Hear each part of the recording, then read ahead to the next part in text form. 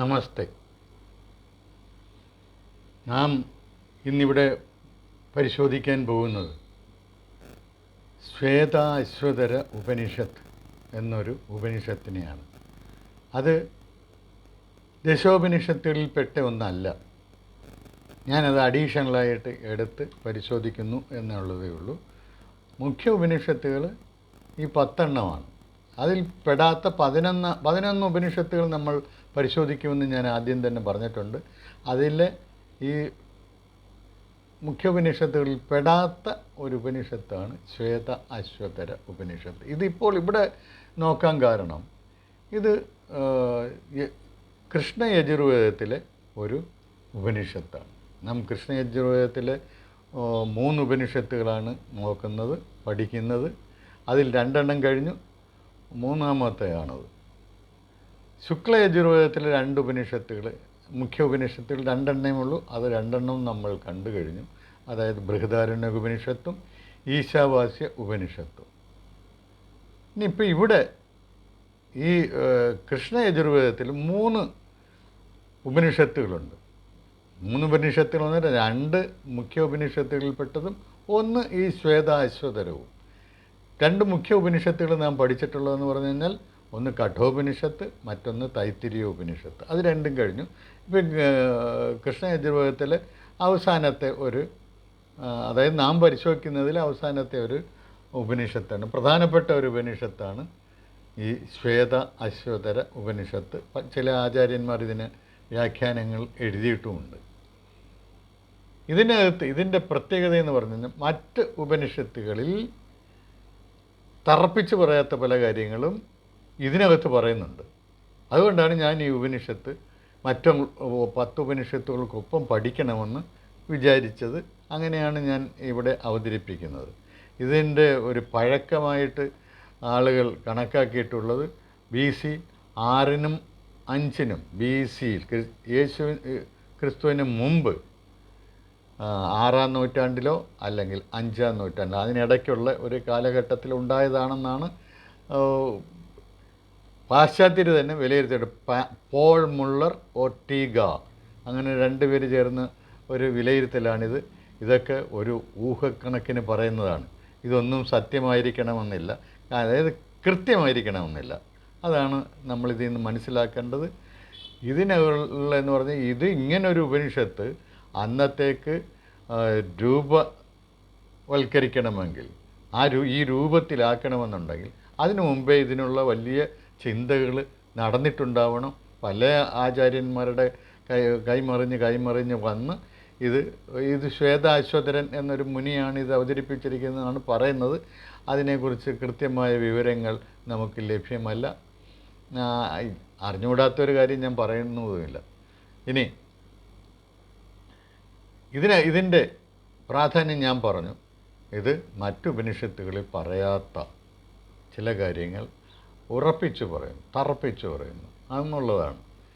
ഇത് വ്യക്തമാക്കി പറയുന്നു, കൃത്യതയോട് പറയുന്നു. അതുകൊണ്ടാണ് ഞാനിത് ഉപനിഷത്തിന് ഇത് തുടങ്ങുന്നത് തന്നെ. ഇത് ബ്രഹ്മത്തെയും ആത്മാവിനെക്കുറിച്ച് ഉള്ള ഒരു ചോദ്യം ബ്രഹ്മവാദികളായിട്ടുള്ള ഏതാനും പേർ ചോദിക്കുന്നതോടുകൂടിയാണ്. അവർ സ്വയം ആലോചിക്കുകയാണ്. ബ്രഹ്മം എന്ന് ബ്രഹ്മവാദികൾ എന്ന് പറഞ്ഞാൽ അതിൻ്റെ അർത്ഥം എന്ന് പറഞ്ഞു കഴിഞ്ഞാൽ എല്ലാം ബ്രഹ്മത്തിൽ അധിഷ്ഠിതം ആണ്, എല്ലാം ബ്രഹ്മത്തിന് ആസ്പദമായിട്ടാണ് എല്ലാം സംഭവിക്കുന്നത് എന്ന് ചിന്തിക്കുന്നവരാണ്. അപ്പോൾ അവർക്കൊരു ഡൗട്ടുണ്ട്. എന്താണ് ഡൗട്ട്? ഈ ബ്രഹ്മത്തിൻ്റെ ഒറിജിൻ ഏതാണ്? അവർ പല കാരണങ്ങളും കാണുന്നു. കാലം വഴി ഉണ്ടായിരുന്ന കാലത്തിൻ്റെ കാലപ്രവാഹത്തിൽ ഉണ്ടായി വന്നതായിരിക്കാം, അല്ലെങ്കിൽ പ്രകൃതിയാണ് ഉണ്ടായതായിരിക്കും, അല്ലെങ്കിൽ വേറെ ഏതെങ്കിലും വിധികൽപ്പിതമായിട്ടുണ്ടായിരിക്കും. അങ്ങനെ ഒരുപാട് കാരണങ്ങൾ അവർ പരിശോധിക്കുന്നുണ്ട്. അവസാനം അവർ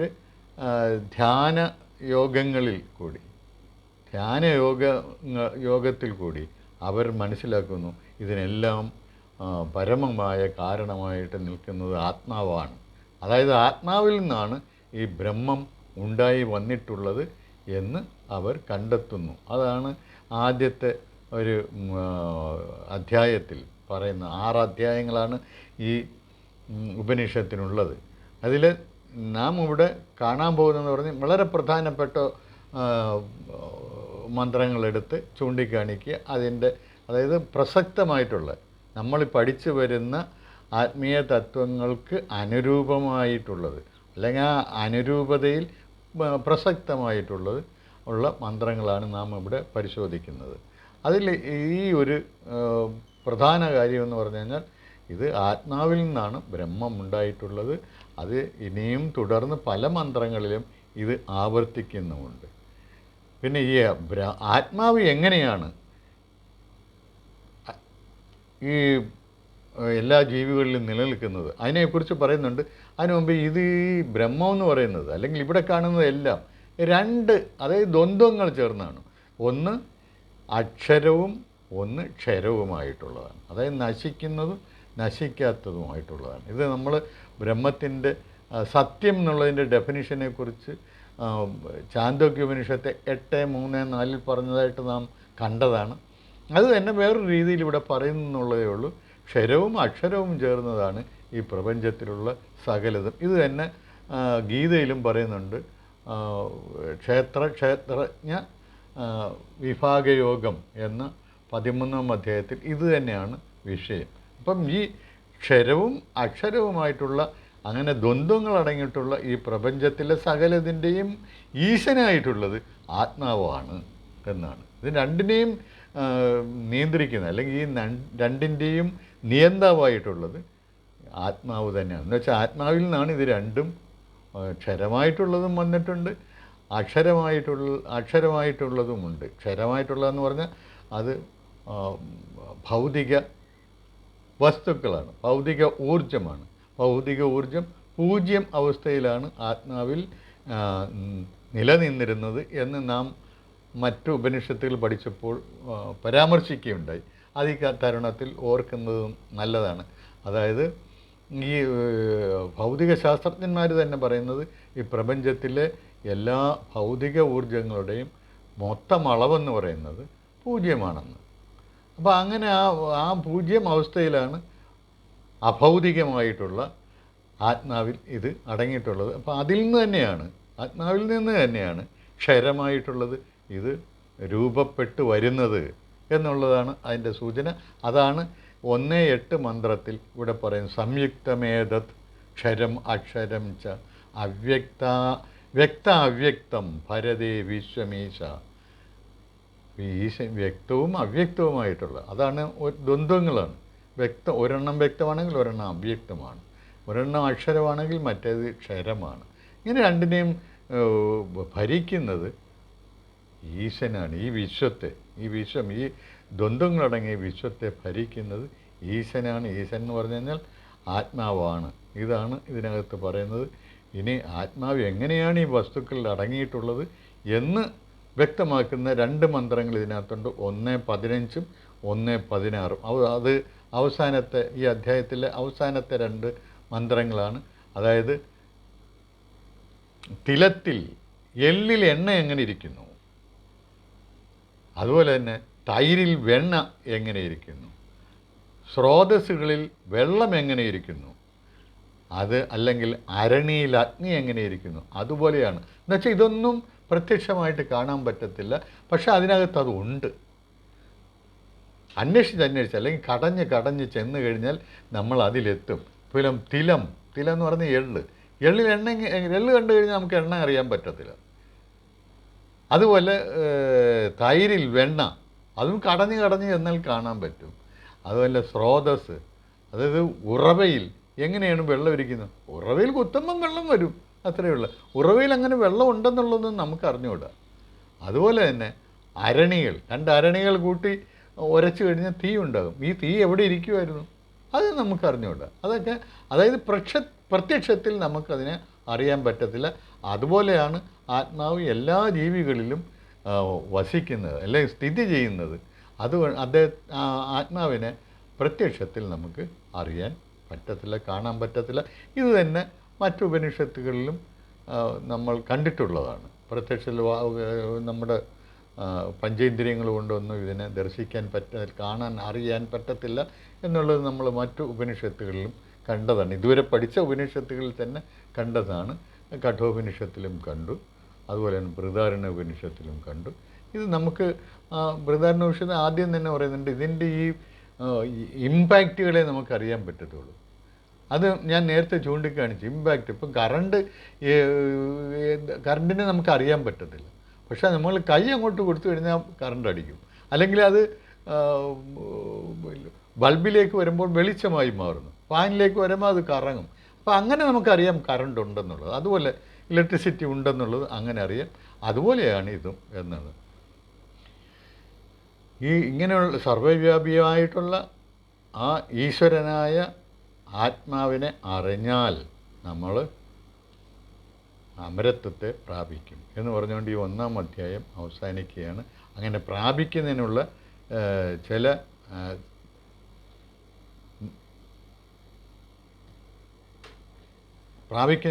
ചില വിദ്യകളെക്കുറിച്ചാണ്.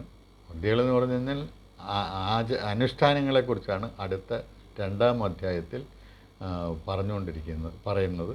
അത് ആദ്യത്തെ കുറേ മന്ത്രങ്ങൾ അതിനുവേണ്ടി നമുക്കതിപ്പം നമ്മൾ തത്വജ്ഞാനത്തിന് വേണ്ടിയാണ് നമ്മളിത് പഠിക്കുന്നത്. ഇതിനകത്ത് അതൊന്നും വലിയ പ്രസക്തമായിട്ടുള്ള കാര്യങ്ങളല്ല. അതുകൊണ്ട് നമുക്ക് അതൊക്കെ വിടാം.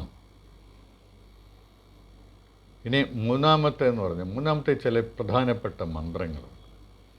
ആ മന്ത്രങ്ങൾ എന്താണെന്ന് നമുക്ക് പരിശോധിക്കാം.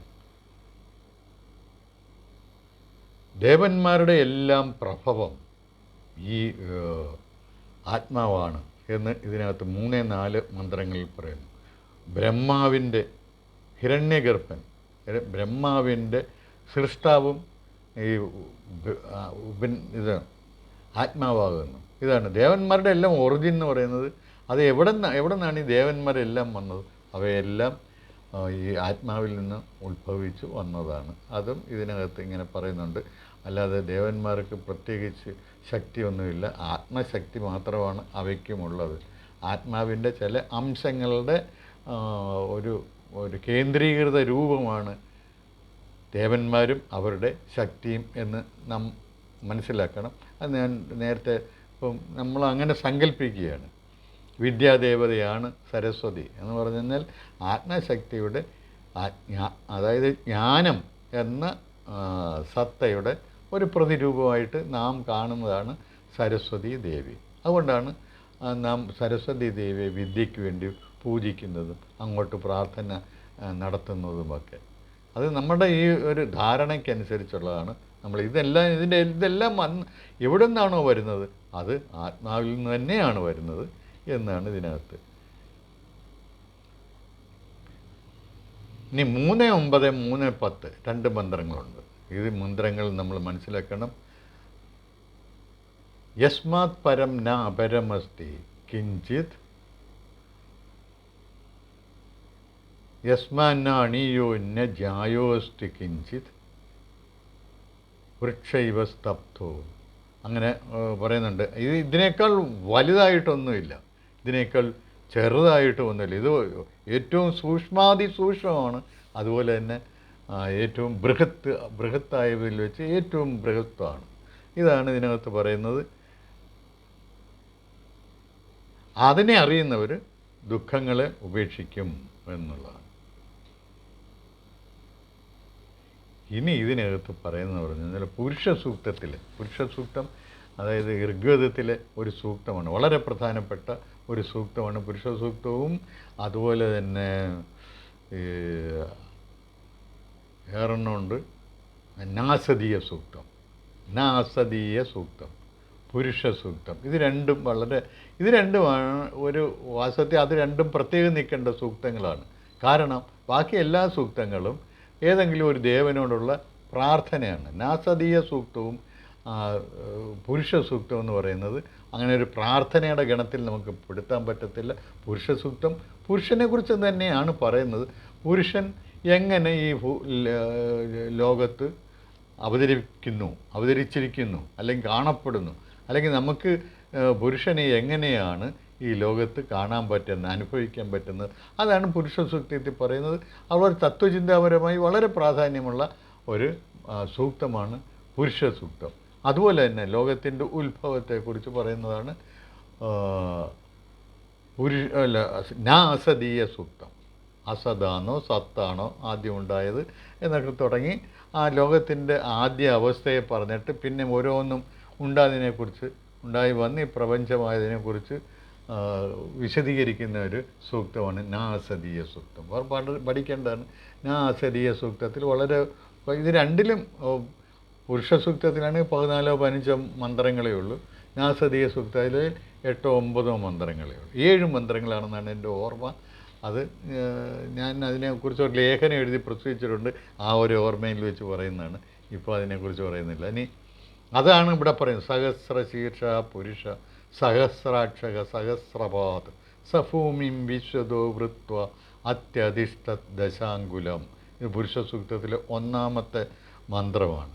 പുരുഷേവേദം സർവം യത് ഭൂതം യച്ചവ്യം ഉദാമൃതത്വസ്യ ഈശാനോ യദന്യേന അതിരോഗതി. ഇത് 2-ാമത്തെ പുരുഷ സൂക്തത്തിലെ 2-ാമത്തെ അക്ഷരം, അതായത് 2-ാമത്തെ മന്ത്രം. പുരുഷ സൂക്തത്തിൽ 1-ാമത്തെ മന്ത്രം പറയുന്നത് പുരുഷൻ എന്ന് പറഞ്ഞു കഴിഞ്ഞാൽ 1000 തലകളും 1000 കണ്ണുകളും 1000 കാലുകളുമൊക്കെ ആയിട്ട് ഇങ്ങനെ ഭൂലോകത്ത് വിടർന്നു നിൽക്കുന്നു, അല്ല അവതരിച്ചു നിൽക്കുന്നു എന്നാണ് ഇതിനർത്ഥം. എന്ന് പറഞ്ഞു കഴിഞ്ഞാൽ ഈ ഭൂലോകത്തുള്ള എല്ലാം പുരുഷൻ തന്നെ, പുരുഷൻ്റെ വിവിധ രൂപങ്ങളാണ്, പുരുഷൻ തന്നെയാണ്. അതുകൊണ്ടാണ് ആയിരക്കണക്കിന് തലകളും കണ്ണുകളും കാലുകളും എന്നൊക്കെ പറയുന്നത്. ഇത് തന്നെയാണ് ഭഗവത്ഗീതയിലെ വിശ്വരൂപ ദർശനം എന്ന് ആ അധ്യായത്തിൽ ഇത് തന്നെയാണ് പറഞ്ഞിട്ടുള്ളത്, വിശദീകരിച്ചിട്ടുള്ളത്. അതായത് കൃഷ്ണൻ്റെ ഇതാണ് വിഭൂതികൾ എന്തൊക്കെയാണെന്ന് ചോദിക്കുമ്പോൾ നീ എൻ്റെ ശരീരത്തുണ്ട്. ഇപ്പം കൃഷ്ണൻ്റെ ശരീരത്ത് ഈ പ്രപഞ്ചം മുഴുവൻ കാണുകയാണ് അർജുനൻ. അതാണ് അതിനകത്ത് വിവരിച്ചിട്ടുള്ളത്. അതിൻ്റെ കാര്യം ഇതാണ്. അതായത് പുരുഷൻ ഈ രീതിയിലാണ് പ്രപഞ്ചത്തിൽ നിൽക്കുന്നത്.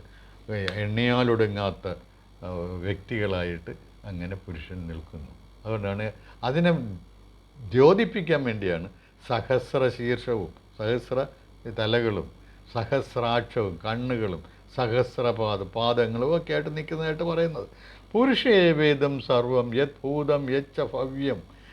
പുരുഷൻ തന്നെയാണ് ഇപ്പോഴുള്ളതും കഴിഞ്ഞ കാലത്തുണ്ടായിരുന്നതും ഇനി വരാൻ പോകുന്നതും എല്ലാം പുരുഷൻ തന്നെയാണ്. പുരുഷനിൽ നിന്നും വ്യത്യസ്തമായിട്ടൊന്നുമില്ല.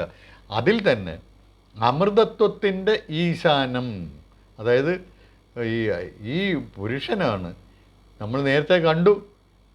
എല്ലാ വസ്തുക്കളിലും, എല്ലാ ഭൗതിക വസ്തുക്കളിലും വ്യക്തികളിലും എല്ലാം അതെല്ലാം ദ്വന്ദ്വ രൂപത്തിലാണ് അടങ്ങിയിരിക്കുന്നത്. ഒന്ന് ക്ഷരവും ഒന്ന് അക്ഷരവും.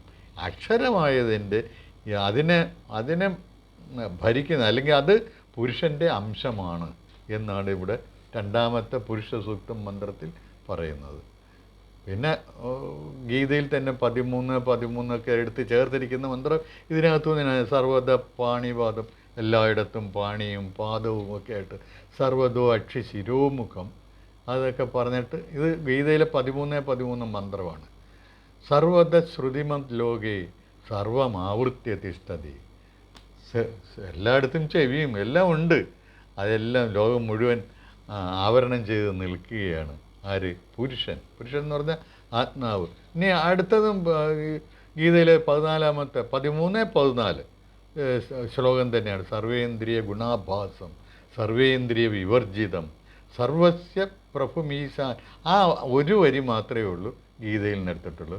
മറ്റേത് ഇവിടെ ഉള്ളതാണ്. അതായത് പുരുഷനെക്കുറിച്ച് വിവരിക്കുകയാണ്. പുരുഷൻ എന്ന് പറഞ്ഞാൽ ആത്മാവിനെക്കുറിച്ചുള്ള ആത്മാവിൻ്റെ ഈ ലോകത്തിലെ അവസ്ഥകൾ, അല്ലെങ്കിൽ ലോകത്തിൽ എങ്ങനെ വർത്തിക്കുന്നു എന്നതിനെക്കുറിച്ചുള്ള ഒരു വിവരണമാണ് ഇവിടെ പറയുന്നത്.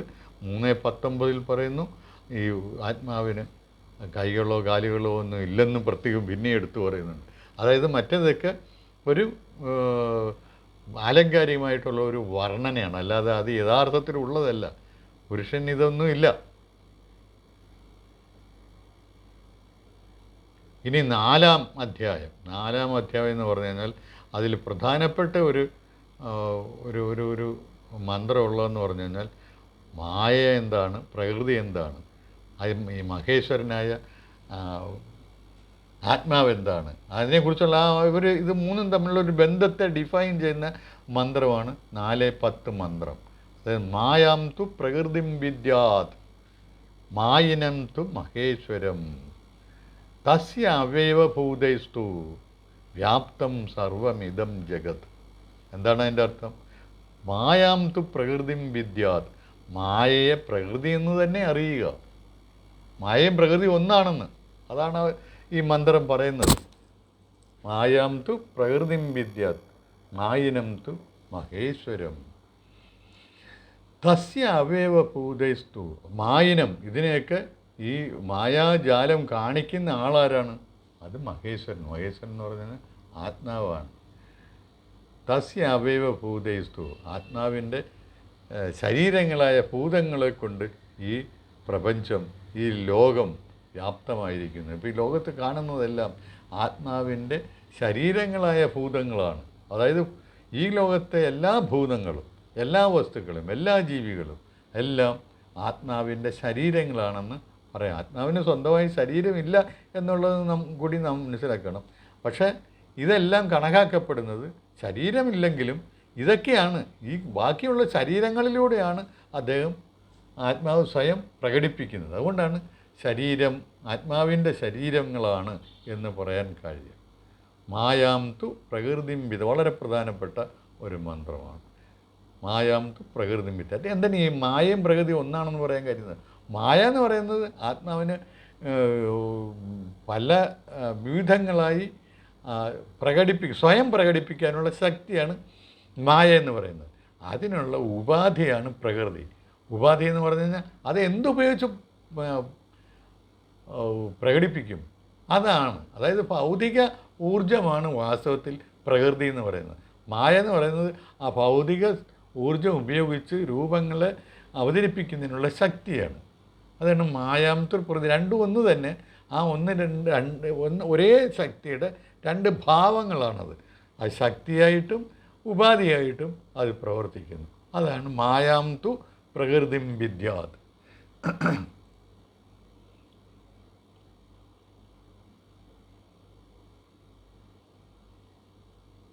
ഇനി അടുത്ത ഒരു പ്രധാനപ്പെട്ട മന്ത്രം എന്ന് പറഞ്ഞാൽ 5-ാം അധ്യായത്തിലെ 6-ാം മന്ത്രമാണ്. ബ്രഹ്മാവേദതേ ബ്രഹ്മയോനിം. ബ്രഹ്മാവ് ഈ പുരുഷനെ, ആത്മാവിനെ അറിയുന്നതെന്നാണ് ബ്രഹ്മയോനിയായിട്ടാണ്, ബ്രഹ്മത്തിൻ്റെ ഉറവിടമായിട്ടാണ്. ബ്രഹ്മം അതിൽ നിന്നുണ്ടായതാണ് എന്നാണ് അത് പറയുന്നത്. തത് വേദഗുഹ്യോ ഉപനിഷത്സു ഗൂഢം. വേദഗുഹ്യോ ഉപനിഷത്സു ഗൂഢം. വേദങ്ങളിലും ഉപനിഷത്തിലും ഗൂഢമായി പറഞ്ഞിട്ടുള്ള കാര്യമാണ്, പരാമർശിച്ചിട്ടുള്ള ഒരു ശക്തിയാണ് ആത്മാവ്. ആ ആത്മാവെന്ന് പറയുന്നത് ബ്രഹ്മാവ്, അല്ലെ എല്ലാ അറിവുകളും കേന്ദ്രീകരിച്ചിരിക്കുന്ന ഒരു ദേവനായിട്ടാണ് ബ്രഹ്മാവിനെ നാം കാണുന്നത്. ബ്രഹ്മാവ് പറയുന്നു, ബ്രഹ്മാവ് അറിയുന്നു. എന്താണ്? ബ്രഹ്മയോനിയായിട്ട്. ബ്രഹ്മയോനി എന്ന് പറഞ്ഞാൽ ബ്രഹ്മത്തിൻ്റെ യോനി. ബ്രഹ്മം എവിടെ നിന്നുണ്ടായോ ആ സ്ഥാനം എന്ന് പറയുന്നത് ഈ പുരുഷനാണ്. ഇത് വളരെ ക്ലിയറായിട്ട് പറഞ്ഞിരിക്കുകയാണ്. നമ്മളിത് ചാന്തോക്യത്തിലും അതുപോലെ തന്നെ ബൃഹദാരണ്യത്തിലുമൊക്കെ ഇതിലേക്ക് ഇതേ ഒരു കൺക്ലൂഷൻ എത്തത്തക്കവണ്ണമുള്ള കാര്യങ്ങളാണ് അതിലൊക്കെ പറഞ്ഞത്. ഇവിടെ അത് ക്ലിയറായിട്ട് അസർട്ട് ചെയ്തിരിക്കുകയാണ്. അതുകൊണ്ടാണ് ഞാൻ ഈ മന്ത്രങ്ങൾ എടുത്ത് കാണിക്കുന്നത്. ഈ ഉപനിഷത്തും എടുക്കുന്നതിൻ്റെ കാരണം അതാണ്. അടുത്തൊരു മന്ത്രം എന്ന് പറഞ്ഞാൽ 5-10. അത് നമ്മളുടെ ഇപ്പം ആത്മാവ് പല പല ശരീരങ്ങളിൽ നിലനിൽക്കുന്നു, അല്ലെങ്കിൽ എല്ലാ ശരീരങ്ങളിലും നിറഞ്ഞു നിൽക്കുന്നു. പക്ഷേ ആണുങ്ങളുടെ ശരീരത്തിൽ അതെങ്ങനെയാണ്? ആണാണോ? പെണ്ണുങ്ങളുടെ ശരീരത്തിലും പെണ്ണാണോ?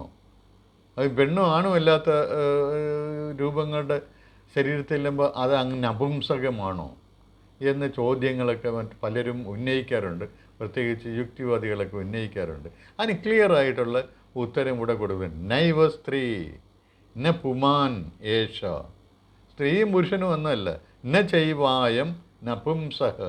നപുംസക എന്ന് വെച്ചാൽ നപുംസകവുമല്ല, സ്ത്രീയുമല്ല, പുരുഷനുമല്ല, നപുംസകവുമല്ല. അതാണ് അത് ക്ലിയറായിട്ട് പറഞ്ഞിരിക്കുകയാണ്. യദ്യത് ശരീരമാദത്തെ. ഏത് ശരീരം എടുക്കുന്നോ തേന തേന യുജ്യതേ, തേന തേന സ രക്ഷ്യതേ. അപ്പോൾ അത് എന്താണ്, ആ ശരീരമായിട്ട് അങ്ങ് യോജിക്കുകയാണ്. ഏത് ശരീരമായാലും ആണും പെണ്ണും അതുപോലെ തന്നെ നപുംസകമൊന്നും അല്ല ആത്മാവെന്ന് പറയുന്നത്. അത് ഏത് ശരീരത്തിൽ ചേരുന്നു അപ്പോൾ അങ്ങനെ ആയി തീരുന്നു എന്നുള്ളതേ ഉള്ളൂ. അല്ലാതെ വേറെ സ്വന്തമായിട്ട് ഒരു രൂപമില്ല എന്ന ഒരു കാര്യം, രൂപമായിട്ട് ലിംഗവുമില്ല. പലരും ചോദിക്കുന്ന ഒരു ചോദ്യമാണ് ആത്മാവ് ആണാണോ പെണ്ണാണോ എന്ന്. ആണുമല്ല പെണ്ണുമല്ല, അത് തന്നെയാണ് എൻ്റെ ഉത്തരം. ആൺ ശരീരത്തിൽ ചെല്ലുമ്പം ആണിൻ്റെ പ്രവൃത്തികൾ ആ ശരീരം ഉപയോഗിച്ച് ചെയ്യും. പെൺ ശരീരത്തിൽ ചെല്ലുമ്പോൾ പെണ്ണിൻ്റെ ജോലികൾ, പെണ്ണിൻ്റെ കർമ്മങ്ങൾ, പെണ്ണിൻ്റെ ചിന്തകൾ ആ ശരീരം ഉപയോഗിച്ച് ചെയ്യും. അത്ര തന്നെ, വേറെ അത് വളരെ ക്ലിയറാണ്. പിന്നെ 5:14 വേറൊരു മന്ത്രമുണ്ട്, അതും മറ്റെങ്ങും ഇല്ലാത്ത ഒരെണ്ണമാണ്. ഭാവഗ്രാഹ്യം അനീഡാഖ്യം ഭാവ അഭാവകരം ശിവം കലാസർഗകരം ദേവം യോ വിദു തേ യേ വിദു തേ ജഹുസ്തനും എന്ന് പറഞ്ഞു കഴിഞ്ഞാൽ ഭാവഗ്രാഹ്യം, ഭാവങ്ങളെ കൊണ്ട് മാത്രം അറിയാൻ പറ്റുന്ന ശക്തി ഏതാണ്? അതായത് ഭാവങ്ങളെന്ന് പറഞ്ഞു കഴിഞ്ഞാൽ അതിൻ്റെ ഈ പ്രകടനങ്ങളെ കൊണ്ട് മാത്രമേ, ഇമ്പാക്റ്റുകളെ കൊണ്ട് മാത്രം അറിയാനേ പറ്റത്തുള്ളൂ. അത് നമ്മൾ കണ്ടിട്ടുണ്ട്. അത് ആത്മാവ് തന്നെയാണ്. ആ ആത്മാവിനെ അറിയുന്നവർ ദേഹത്തെ ഉപേക്ഷിക്കുന്നു എന്നാണ് ഈ മന്ത്രം പറയുന്നത്. വാസ്തവത്തിൽ ദേഹത്തെ ഉപേക്ഷിക്കുന്ന പറഞ്ഞാൽ ആത്മസാക്ഷാത്കാരം നേടിയ ആൾ ആത്മഹത്യ ചെയ്യുമോ? ഇല്ല, ആത്മഹത്യ ചെയ്യുന്നുള്ളല്ല, ദേഹചിന്ത വിടുന്നു, അത്രേ തന്നെ. താനൊരു ദേഹമാണ്, ഈ ദേഹമാണ് താൻ എന്ന് ഉള്ള ആ ചിന്ത അയാൾ വിടുന്നു. ആത്മജ്ഞാനം നേടിയാൽ സംഭവിക്കുന്ന ഒരെണ്ണമാണ് എന്നാണ് ഇവിടെ പറയുന്നത്. അപ്പം അങ്ങനെ ദേഹത്യാഗം എന്ന് പറഞ്ഞാൽ ദേഹത്തെ താൻ വിടുകയാണ്, ദേഹത്തിൻ്റെ ദേഹചിന്ത തന്നിൽ നിന്ന് ഒഴിവാക്കുന്നു എന്ന് പറഞ്ഞു കഴിഞ്ഞാൽ ദേഹചിന്ത ഉണ്ടാകുമ്പോഴാണ് എനിക്കത് വേണം, ഞാനിത് അവന് കൊടുക്കത്തില്ല, അങ്ങനെയൊക്കെയുള്ള ഞാൻ, നീ, അത്, അവൻ എന്നൊക്കെയുള്ള വേർതിരിവുണ്ടാകുന്നത് അപ്പോഴാണ് നമുക്ക് കാമങ്ങളുണ്ടാകുന്ന ക്രോധവും നമ്മളുടെ വിനാശവും സംഭവിക്കുന്നത്. നമുക്ക് അതായത് കാമങ്ങൾക്ക് കീഴ്പ്പെടുന്നതാണ് മരണമെന്ന് നമ്മൾ കണ്ടു കഴിഞ്ഞു. അപ്പം നിരന്തരമായ മരണങ്ങളുണ്ടാകുന്നത് നമുക്ക് അപ്പോഴാണ്, ഒരു മോക്ഷവുമില്ലാതെ. അതായത് ഈ ദൂഷിത വലയത്തിൽ നിന്ന് രക്ഷയില്ലാതെ, കടക്കാൻ പറ്റാതെ നാം വീണ്ടും നശിച്ചു കൊണ്ടിരിക്കുന്നു. ഇത് ആത്മശക്തി എന്താണ്, ആത്മാവിൻ്റെ അതിൻ്റെ തത്വം എന്താണ് എന്നറിഞ്ഞു കഴിഞ്ഞാൽ അതിനനുസരിച്ച് ജീവിക്കാൻ ഒരാൾ തയ്യാറായാൽ അതാണ് ആത്മസാക്ഷാത്കാരം എന്ന് പറയുന്നത്. ഇപ്പോൾ പഞ്ചസാരയ്ക്ക് മധുരമാണെന്ന് എല്ലാവർക്കും അറിയാം, പക്ഷേ പഞ്ചസാരയെ അറിയണമെന്നുണ്ടെങ്കിൽ അത് തിന്നു നോക്കണം. അതുപോലെ തന്നെയാണ് ആത്മസാക്ഷാത്കാരം എന്ന് പറഞ്ഞാൽ ആത്മാവ് എന്താണെന്ന് ഇപ്പം നമ്മൾ ഇതിനകത്തു നിന്നെല്ലാം പഠിക്കുന്നുണ്ട്. അപ്പോൾ ഇങ്ങനെ പഠിച്ചിട്ട് കാര്യമില്ല. പക്ഷേ ആത്മാവിനെ നമ്മൾ സ്വയം അറിയണം. നമ്മൾ അതിനുള്ള ചിട്ടകൾ, അതിനുള്ള കർമ്മങ്ങളുമായിട്ട് നമ്മൾ മുന്നോട്ട് പോകണം. അതായത് നമ്മൾ പരിശീലിക്കണം. നമ്മളുടെ ഈ ദേഹചിന്ത ഉപേക്ഷിക്കുന്നതിന് വേണ്ടിയുള്ള, അല്ലെങ്കിൽ ഈ ദേഹത്തിൽ നിന്ന്, ദേഹമെന്ന അവസ്ഥയിൽ നിന്ന് തത്വമെന്ന അവസ്ഥയിലേക്ക് മുന്നോട്ട് പുരോഗമിക്കുന്നതിന് വേണ്ടിയുള്ള ചിന്തകളും പ്രവൃത്തികളും നമ്മൾ ചെയ്യണം. അറിവ് നേടണം എന്നർത്ഥം. അറിവ് നേടണം, അതിനുള്ള ഒരു ധ്യാനവും നിരന്തരമായ പ്രയത്നവും അതിനുണ്ടായിരിക്കണം. ഒരു പ്രാവശ്യം ചെയ്തു, 2 പ്രാവശ്യം ചെയ്തു, അങ്ങനെ നമ്മൾ പരാജയപ്പെട്ടുകൊണ്ടിരിക്കാം. പക്ഷേ എന്നാലും നമ്മൾ ഇനി ഒരെണ്ണത്തിന് ഇങ്ങനെയൊക്കെ വന്നു കഴിഞ്ഞാൽ ഞാൻ ഇനി അതിൻ്റെ പുറകിനൊന്നും പോകത്തില്ല എന്നുള്ളൊരു വിചാരം, അങ്ങനെ നമ്മൾ പരിഷ്കരിക്കുന്നുണ്ട്. എല്ലാ മനുഷ്യരും ആ രീതിയിൽ പരിഷ്കരിക്കുന്നുണ്ട്. ഓരോരോ അബദ്ധങ്ങൾ പറ്റുമ്പം പിന്നെ അടുത്ത പ്രാവശ്യം അങ്ങനെ പോകത്തില്ലെന്ന് വിചാരിക്കും. ചിലർ ദൗർബല്യം കൊണ്ട് അങ്ങോട്ട് പോകും. അതാണ് കഠോപനിഷത്ത് പറയുന്നത്, ശരീരത്വമായ അങ്ങനെ യോനി നോക്കി പോകുമെന്ന്, ശരീരത്വത്തിന് വേണ്ടി. അതാണ് കഠോപനിഷത്ത് പറയുന്നത്. അപ്പോൾ അങ്ങനെ അതിൽ നിന്നൊരു വിരക്തി വന്നു കഴിഞ്ഞാൽ, എനിക്കിതൊന്നും വേണ്ട, ഞാൻ ഈ മാതിരി നൈമിഷികമായിട്ടുള്ള സുഖത്തിന് വേണ്ടി ഇങ്ങനെ നടക്കത്തില്ല, എനിക്ക് സ്ഥായിയായിട്ടുള്ള മനസ്സന്തോഷമാണ് എനിക്ക് വലുത്. മനസ്സിലുള്ള സ്ഥായിയായിട്ടുള്ള ഒരു സന്തോഷം, ഒരു തൃപ്തി, ശാന്തി അതെനിക്ക് വേണം. അത് വേണമെന്നുണ്ടെങ്കിൽ എനിക്ക് ഈ ശരീരപ്രേരണകളിലേക്ക് മുഴുകിപ്പോകാതെ എന്നെ ഞാൻ സൂക്ഷിക്കണം. ഇതാണ് ഈ പറയുന്ന എന്താണ്, ശരീരത്തെ ഉപേക്ഷിക്കും എന്ന് പറയുന്നതിൻ്റെ അർത്ഥം ആത്മഹത്യ ചെയ്യുന്നു എന്നുള്ളതല്ല എന്നർത്ഥം. ഇനി ഇത് ഉപനിഷത്തിൻ്റെ കാലം ഞാൻ പറഞ്ഞു, അഞ്ചോ ആറ് നൂറ്റാണ്ടുകൾക്കിടയിൽ, ഏത് ക്രിസ്തുവിന് മുൻപ്, അത് നമ്മൾ മനസ്സിലാക്കണം. അതായത് ഇന്നേക്ക് ഒരു 2500 2600 വർഷങ്ങൾക്കിടയിലാണ് ഈ ഉപനിഷത്ത് ഉണ്ടായിട്ടുള്ളതെന്ന് പാശ്ചാത്യർ തന്നെ സമ്മതിക്കുന്ന ഒരു കാര്യമാണ്. ഇനി അത് ആ ഉപനിഷത്തിൽ പറയുകയാണ്, ഈ ഈശ്വരന് സമമായിട്ടുള്ളതും തുല്യനായിട്ടുള്ളതും അല്ലെങ്കിൽ ഈശ്വരനേക്കാൾ വലിയ ഒരാൾ, മുകളിലുള്ള ഒരാൾ, അങ്ങനെ ഒരാളില്ല. ഇത് വേറെ ചില ആൾക്കാരുടെ മതങ്ങളുടെ അടിസ്ഥാന തത്വമാണിത്. ഈശ്വരൻ ഏകനാണ് എന്നുള്ളത് അവരുടെ.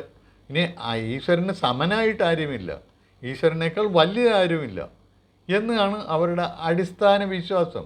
ആ വിശ്വാസത്തിൻ്റെ അടിസ്ഥാനത്തിലാണ് അവർ മതം തന്നെ രൂപപ്പെട്ടിരിക്കുന്നത്. അത് വളരെ ക്ലിയറായിട്ട് ഇവിടെ പറയുകയാണ്. അതായത് ആ മതത്തിനും 1000 വർഷങ്ങൾക്കൊക്കെ മുമ്പ്, 1000 1200 വർഷങ്ങൾക്ക് മുമ്പ് ഇവിടെ ഒരു മുനി എഴുതി വച്ചിരിക്കുകയാണ്, ന തസ്യ കാര്യം കരണം ച വിദ്യതേ ന തത് സമശ്ച അഭ്യധികശ്ച ദൃശ്യതേ. ആ ഈശ്വരനായിട്ടുള്ള ആത്മാവിന് സമനായിട്ടുള്ളതോ അല്ലെങ്കിൽ അതിനേക്കാൾ മികച്ചു നിൽക്കുന്നവനോ അധികമായിട്ടുള്ളവനും ശ്രേഷ്ഠനായിട്ടുള്ളവനും ഒരാളെയും ഒന്നിനെ ഒരു ശക്തിയെയും നമുക്ക് കാണാൻ പറ്റത്തില്ലെന്ന് 6-8 മന്ത്രം നിങ്ങൾ ഓർത്തിരുന്നോണം. ആ മന്ത്രം 6-8.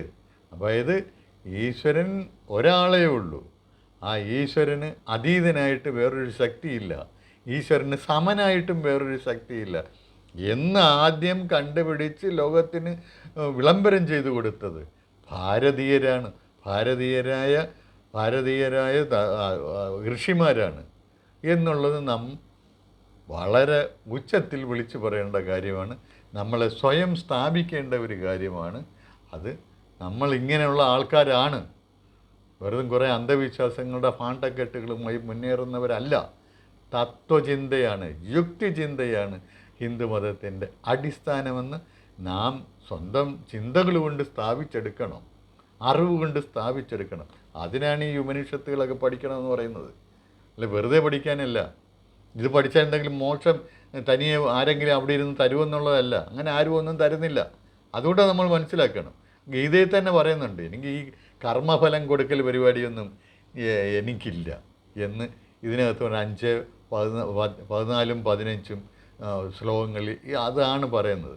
ആരെങ്കിലും നിനക്ക് വേണ്ട വിധിക്കപ്പെട്ടുള്ള കർമ്മം ഇതാണ്, അല്ലെങ്കിൽ നീ ഈ കർമ്മം ചെയ്യരുത് എന്നൊന്നും ഈശ്വരൻ പറയുന്നില്ല. അതാണ് ഈ 5, 14 ശ്ലോകത്തിൽ 15 ശ്ലോകത്തിൽ പറയുന്നത്. പറഞ്ഞാൽ ആരുടെയും പുണ്യം പാവവും ഒന്നും ഞാൻ സ്വീകരിക്കുന്നില്ല എന്നാണ്. ഇതൊക്കെ ആചാര്യന്മാരൊക്കെ പഠിപ്പിക്കും, ഗീതാ ക്ലാസ്സിലൊക്കെ പഠിപ്പിക്കും. പക്ഷേ ഇതിൻ്റെ യഥാർത്ഥ അതിൻ്റെ ഉള്ളടക്കം എന്താണ്, അതിൻ്റെ പ്രസക്തി എന്താണ്, അതൊന്നും ആരും പറയത്തില്ല, ആരും ഉൾക്കൊള്ളത്തതുമില്ല.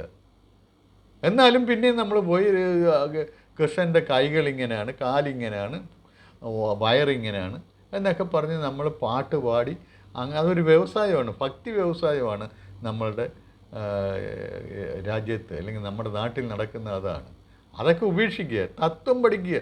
ഗീത എന്ന് പറയുന്ന തത്വം നമ്മൾ പഠിക്കത്തില്ല.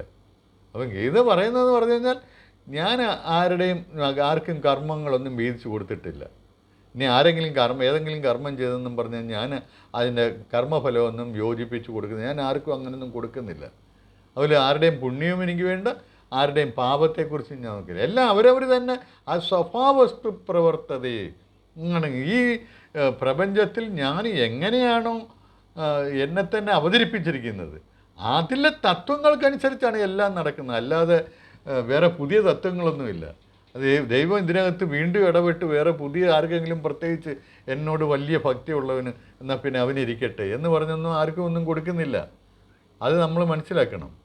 ഇതിനൊരു നിയമമുണ്ട്. ഈ പ്രപഞ്ചം ഇങ്ങനെ അവതരിപ്പിച്ചപ്പോൾ അതൊരു നിയമത്തിൻ്റെ അടിസ്ഥാനത്തിൽ, നിയമം അനുസരിച്ച് പ്രവർത്തിക്കാനുള്ള അടിസ്ഥാനത്തിലാണ് ഈ പ്രപഞ്ചത്തെ സൃഷ്ടിച്ചിരിക്കുന്നത്, അല്ലെങ്കിൽ അവതരിപ്പിച്ചിരിക്കുന്നത്. ആ നിയമം അനുസരിച്ച് എല്ലാ കാര്യവും പോവുകയുള്ളൂ എന്നാണ് ഗീതയിൽ 5, 14, 15 ശ്ലോകങ്ങളിൽ ശ്രീകൃഷ്ണൻ പറയുന്നത്. അപ്പോൾ അത് നമ്മൾ ഉൾക്കൊള്ളണം. അതിൻ്റെ വ്യാപ്തി എത്രത്തോളം ഉണ്ടെന്നുള്ളത് നമ്മൾ ഉൾക്കൊള്ളണം. അതുപോലെ ശ്രീകൃഷ്ണൻ പറഞ്ഞിട്ടുണ്ട്, ഞാൻ ഈ ശരീരമൊന്നുമല്ല, അത് നിങ്ങൾ മനസ്സിലാക്കണമെന്ന് പറയുന്നുണ്ട്. എന്നെ മനുഷ്യരൂപം എന്ന് പറഞ്ഞ് നിങ്ങൾ അപമാനിക്കരുത് എന്നാണ് അദ്ദേഹം പറഞ്ഞത്. പക്ഷേ നമ്മളെപ്പോഴും മനുഷ്യരൂപത്തിലുള്ള ആ കൃഷ്ണൻ, ഇവിടുത്തെ കൃഷ്ണൻ വലിയ കൃഷ്ണനാണ്, മറ്റിടത്തെ കൃഷ്ണൻ അത്ര ശരിയല്ല എന്നൊക്കെ പറഞ്ഞ് ഇങ്ങോട്ട് പോരെ, എന്നാൽ ഇവിടെ വെച്ച് ചോറ് കൊടുത്താലേ ചോറുണ്ണത്തോളൂ. ഈ രീതിയിലാണ് നമ്മളുടെ ഒരു അന്ധത പോകുന്നത്. ഇനി ഇപ്പം അത് പോട്ടെ, നമ്മളിപ്പം ഇവിടെ പറഞ്ഞെന്ന് പറഞ്ഞു കഴിഞ്ഞാൽ ലോകത്തിന് ആദ്യമായിട്ട് ഈശ്വരൻ ഒന്നേ ഉള്ളൂ, ആ ഈശ്വരന് സമനായിട്ടാരുമില്ല, ഈശ്വരനേക്കാൾ ശ്രേഷ്ഠനായിട്ടുള്ള അതീതനായിട്ടുള്ള ആരുമില്ല എന്ന മഹാതത്വം പറഞ്ഞു കൊടുത്തത് ഭാരതീയരാണ്. അത് ക്രിസ്തുവിനും 500-600 വർഷങ്ങൾക്ക് മുമ്പാണ് എന്നുള്ളതും നമുക്ക് ഈ ഭാരതീയർക്ക് അഭിമാനത്തോടുകൂടി ലോകത്തോട് ഇപ്പോഴും ഓർമ്മിപ്പിക്കാം. അത് 6, 8 അതുപോലെ തന്നെ 6, 9 അത് തന്നെയാണ്.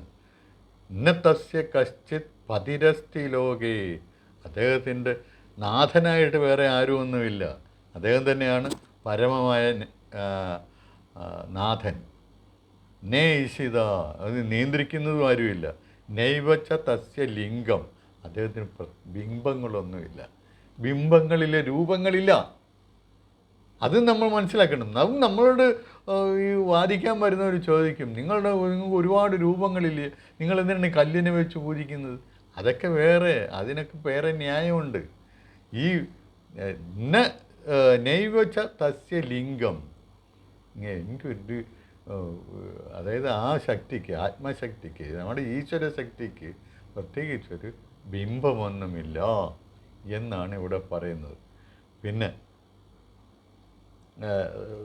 അത് എല്ലാത്തിൻ്റെയും കാരണമായിട്ടുള്ളത് ആത്മാവാണ്. നമ്മളുടെ ഇന്ദ്രിയങ്ങളുടെ എല്ലാം നാഥനായിട്ടുള്ള മനസ്സിൻ്റെയും നാഥനാണ് ഈ ആത്മാവ്. ഇനി വേറൊരു കാര്യം ഇവിടെ നോക്കാൻ നടന്നു, നമ്മൾ എന്തുകൊണ്ട്, ഹിന്ദുക്കൾ എന്തുകൊണ്ട് ഈ ബിംബങ്ങളെ ആരാധിക്കുന്നു? കാരണം വളരെ സിമ്പിളാണ്. കാരണം എന്ന് പറഞ്ഞാൽ ഹിന്ദുക്കൾ എല്ലാ വസ്തുക്കളിലും എല്ലാ ജീവികളിലും ഈശ്വര ചൈതന്യം തന്നെയാണ് കാണുന്നത്. കാരണം എന്ന് പറഞ്ഞാൽ അവൻ്റെ തത്വം അനുസരിച്ച് ഈ പ്രപഞ്ചം മുഴുവൻ നിറഞ്ഞു നിൽക്കുന്നതാണ് അവൻ്റെ ഈശ്വരൻ. അല്ലാതെ എവിടെയെങ്കിലും കസേരയിട്ടിരുന്ന് എല്ലാം നോക്കി ഭരിക്കുന്നവനല്ല. അതുകൊണ്ട് അവനെ എവിടെ നോക്കിയാലും അവന് ഈശ്വരനെ കാണാൻ പറ്റത്തുള്ളൂ. ആ ഒരു ദർശനത്തോടുകൂടി, ആ ഒരു ചിന്തയോടുകൂടിയാണ് അവൻ ബിംബങ്ങളെ ആരാധിക്കുവാൻ. അങ്ങനെയാണ് ആ സങ്കല്പം വരുന്നത്. ഏത് വസ്തു എടുത്തു വെച്ചാലും അതിൽ ഈശ്വരനെ കണ്ടിട്ടാണ് ആരാധിക്കുന്നത്, അല്ല കല്ലിനെ അല്ല ആരാധിക്കുന്നത്. ഒരു കൽക്കഷണം എടുത്തു വെച്ച്, ഒരു രൂപം എടുത്തു വെച്ച് അതിനെയല്ല അവൻ ആരാധിക്കുന്നത്. അവൻ ആരാധിക്കുന്നത് പറഞ്ഞാൽ ഉൾക്കൊണ്ടിട്ടുള്ള മഹാചൈതന്യത്തെയാണ്, ആത്മചൈതന്യത്തെയാണ്. അത് നമ്മൾ മനസ്സിലാക്കണം. അതുകൊണ്ടാണ് അവൻ കല്ലിനെ ആരാധിക്കുന്നിട്ട് മറ്റുള്ളവർ കാണുന്നെങ്കിലും അവൻ കല്ലിനെ അല്ല ആരാധിക്കുന്നത്, അവൻ ഈശ്വരനെ തന്നെയാണ് ആരാധിക്കുന്നത്. അതൊക്കെ പറഞ്ഞ് മനസ്സിലാക്കി കൊടുക്കണം. ഞങ്ങൾ ഇത് നമ്മളുടെ പുസ്തകം പറഞ്ഞ ഒരു ബിംബവും ഇല്ലെന്നാണ്, രൂപമില്ലെന്നാണ്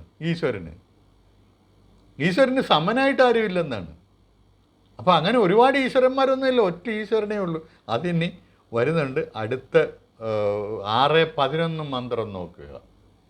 ഏകോ ദേവഃ സർവഭൂതേഷു ഗൂഢഃ സർവവ്യാപി സർവഭൂത അന്തരാത്മാ കർമാധ്യക്ഷഃ സർവഭൂത അധിവാസഃ സാക്ഷി ചേത കേവലോ നിർഗുണശ്ച. 6, 11 ശ്വേതാശ്വതര ഉപനിഷത്തിൻ്റെ 6, 11 മന്ത്രമാണ് ഏറ്റവും പ്രധാനപ്പെട്ട ഒരു മന്ത്രം. ഈ ഉപനിഷത്തിലെ എന്നല്ല, മറ്റ് ഉപനിഷത്തുകളിലെ മന്ത്രങ്ങളും വെച്ച് നോക്കുമ്പോഴും ഇത് വളരെ പ്രധാനപ്പെട്ട ഒന്നാണ്. കാരണം എന്ന് പറഞ്ഞാൽ ആത്മാവിനെക്കുറിച്ചും ആത്മാവിൻ്റെ ഈശ്വരത്വത്തെക്കുറിച്ചും ഇത്ര ക്ലിയറായിട്ട് പറയുന്ന വേറൊരു മന്ത്രമില്ല. ഏകോ ദേവഹ, ഒറ്റ ദേവനേ ഉള്ളൂ. ഒരുപാട് ദേവന്മാരൊന്നുമില്ല. മറ്റ് ദേവന്മാരൊക്കെ ഈ പരമമായ ദേവൻ ഉണ്ടായതാണ്. ചൈതന്യമായി ഈ ദേവനിൽ നിന്നുണ്ടായതാണെന്ന് നേരത്തെ പറഞ്ഞു. ഏകോ ദേവ, ഒറ്റ ദേവനേ ഉള്ളൂ. സർവഭൂതേഷു ഗൂഢക, സർവഭൂതങ്ങളിലും ഈ ദേവൻ ഗൂഢമായി വർത്തിക്കുന്നു. അതാണ് പറയുന്നത്. അതുകൊണ്ടാണ് നമ്മൾ ഏത് വസ്തുവിനെയും വസ്തുവിലും ആ ഈശ്വരനെ കണ്ട് നമ്മളതിനെ ആരാധിക്കുന്നത്. സർവഭൂതേഷു ഗൂഢക, സർവവ്യാപി. അത് സർവഭൂതേഷു ഗൂഢമാണെങ്കിൽ സർവവ്യാപിയാണ്. സർവഭൂത അന്തരാത്മാ, ആ ഈശ്വരൻ, ആ ദേവൻ എന്താണ് എന്നാണ് ഇവിടെ പറഞ്ഞിരിക്കുന്നത്? സർവഭൂതങ്ങളുടെയും അന്തരാത്മാവായിട്ടുള്ള ഏകമായിട്ടുള്ള ആത്മാവ്, മഹാ ആത്മാവ്. അതാണ് ഈശ്വരൻ എന്ന് പറയുന്നത്. ഏകദേവം, ദേവൻ എന്ന് പറഞ്ഞത് ആ സർവഭൂത അന്തരാത്മ. അപ്പം ഏകമായ ദൈവം, അതായത് ഏകമായ ഈശ്വരൻ ആരാണെന്ന് പറഞ്ഞു? സർവഭൂതങ്ങളിലും ഗൂഢമായി അടങ്ങിയിരിക്കുന്ന ആത്മാവാണ്, ആത്മശക്തിയാണ്. ഇനി അതിൻ്റെ ഒരു സ്വഭാവം എന്നാണ് കർമ്മ അധ്യക്ഷത. അതല്ല കർമ്മം ചെയ്യുന്നത്, അത് കർമ്മങ്ങൾക്ക് അധ്യക്ഷത വഹിക്കുന്നത്. എന്ന് വെച്ചാൽ ഇപ്പോൾ ഇലക്ട്രിസിറ്റിയുടെ ഉദാഹരണം തന്നെ എടുക്കാം. ഇലക്ട്രിസിറ്റി എന്ന് പറയുന്നത് ഈ ബൾബിനെ പ്രവർത്തിപ്പിക്കുന്നു എന്നുള്ളതേ ഉള്ളൂ, അതിനുള്ള ഊർജ്ജമായി വർത്തിക്കുന്നു എന്നുള്ളതേ ഉള്ളൂ.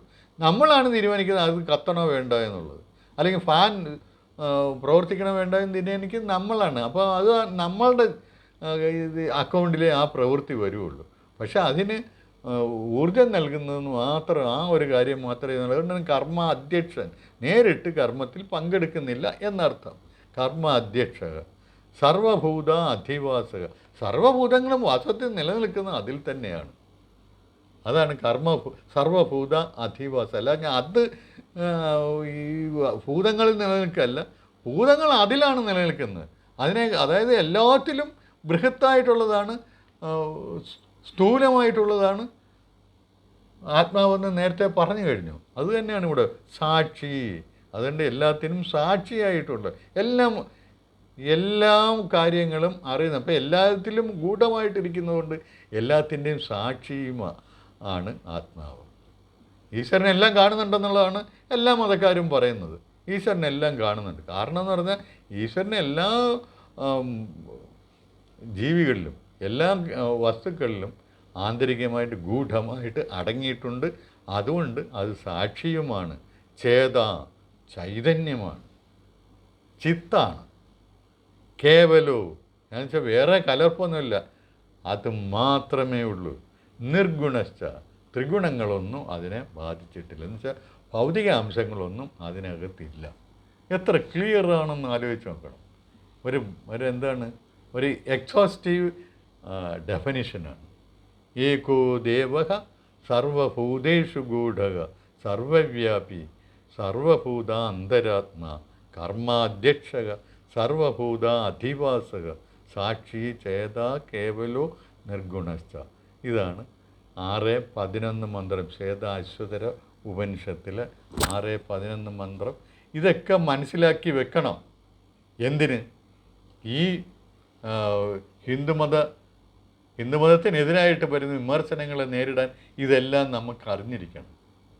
അല്ലാതെ ആരെങ്കിലും നീയൊക്കെ എന്ത് അന്ധവിശ്വാസികൾ, കല്ലിനെയും മണ്ണിനെയൊക്കെ ആരാധിച്ച് നടക്കുന്ന ആളുകൾ, നൂറുകണക്കിന് ദൈവമുള്ളവന്മാരും 33 കോടി ദേവന്മാരുള്ളവന്മാർ എന്നൊക്കെ പറഞ്ഞ് ആക്ഷേപിക്കുമ്പോൾ അതിന് ചുട്ട മറുപടി കൊടുക്കാൻ നമുക്ക് കഴിയണം. ഹിന്ദു വിശ്വാസികൾക്ക് കഴിയണം. അത് കഴിയണമെന്നുണ്ടെങ്കിൽ ഈ കാര്യങ്ങളൊക്കെ പഠിക്കണം. അതാണ് ഞാൻ നിങ്ങളുടെ മുൻപാകെ ഈ കാര്യങ്ങളൊക്കെ അവതരിപ്പിക്കുന്നത്. ഇനി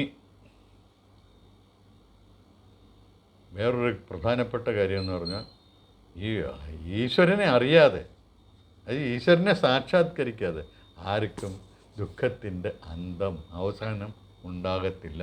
അതായത് ദുഃഖം അവസാനിക്കണമെന്നുണ്ടെങ്കിൽ, അത് നിത്യമായ ആനന്ദം ലഭിക്കണമെന്നുണ്ടെങ്കിൽ നാം ഈശ്വര ലേക്ക് എത്തണം.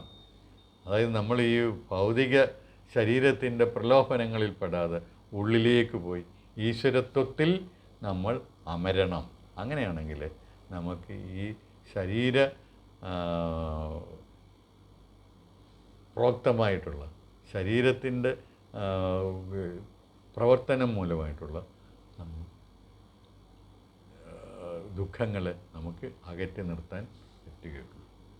നമുക്ക് ജീവിതത്തിൽ നിരീക്ഷിക്കാമെങ്കിൽ കാണാവുന്ന കാര്യമാണിത്. നമ്മൾ എത്രത്തോളം ഈ ഭോഗസുഖങ്ങളിൽ നമ്മൾ സ്വയം അർപ്പിക്കുന്നു അത്രത്തോളം നമുക്ക് ദുഃഖങ്ങളുണ്ടായിക്കൊണ്ടിരിക്കും. അല്ലെങ്കിൽ നമ്മൾ ഇതിൽ നിന്നും പിൻവലിഞ്ഞ് സ്വസ്ഥമായ ഒരു ജീവിതം നയിക്കുകയാണെങ്കിൽ വയസ്സാം കാലത്ത് അങ്ങനെയൊക്കെയാണ് ആൾക്കാർ ചെയ്യുന്നത്. വേറെ ഒന്നിലും നമ്മൾ പോയി ഒരുപാട് കാര്യത്തിൽ തലയിടത്തില്ല. അങ്ങനെയാണെങ്കിൽ കുറച്ചൊരു ശാന്തമായിട്ട് ജീവിക്കാം. ആ ശാന്തി ഇങ്ങനെ പതുക്കെ പതുക്കെ കൂട്ടി നമുക്ക് വളരെ സമാധാനത്തോടെ നിത്യമായ സമാധാനത്തോടെ ജീവിക്കാൻ പറ്റും. അതൊക്കെയാണ് ശ്രമിക്കേണ്ടത് വയസ്സാം കാലത്ത് എങ്കിലും. ഇതിനകത്ത് പറയുന്നത് അങ്ങനെ ഈശ്വരനെ അറിഞ്ഞാലേ പറ്റൂ. ഈ ഉപദേശം നൽകിക്കൊണ്ട് ഉപനിഷത്ത് അവസാനിക്കുകയാണ്. അപ്പം ഇത് വളരെ നീണ്ടുപോയ ഒരു വീഡിയോ ആണ്. ഇതിപ്പം ഈ ഉപനിഷത്ത് മുഴുവൻ ഒറ്റയടിക്ക് തീർക്കാവുന്നുള്ളത് കൊണ്ടാണ് തീർക്കാൻ ഉദ്ദേശിച്ചത് കൊണ്ടാണ് ഞാൻ ഇത്രയും ദീർഘമായി ഇതിനെക്കുറിച്ച് പറഞ്ഞത്. കാരണം അത് തന്നെ ഒരു ചെറിയ സൂചനകൾ മാത്രമേ എനിക്ക് ഇതിനെക്കുറിച്ച് നൽകാൻ പറ്റൂ. വളരെ ദീർഘമായിട്ടുള്ളൊരു ഉപനിഷത്താണിത്. പഠിച്ചിരിക്കണം.